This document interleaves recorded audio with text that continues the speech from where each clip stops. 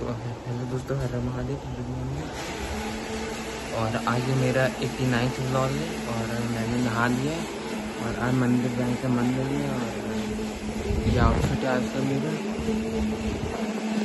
और अब आगे जैसे जो होता है वीडियो में बताता हूँ।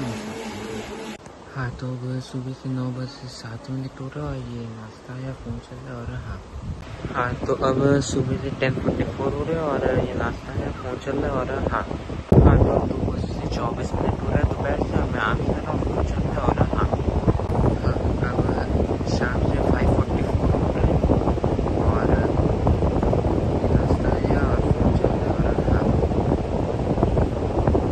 हाँ, तो अब रात 10 बजे से 4 मिनट हो रहा है और ये टाइम है। और अब मैं वीडियो एंड करता हूँ। एडिट से 2 कॉपी से दूँगा और आप सब लोग देख लेना, लाइक करना, कमेंट करना, शेयर करना और सब्सक्राइब करना। और शुभ रात्रि, गुड नाइट।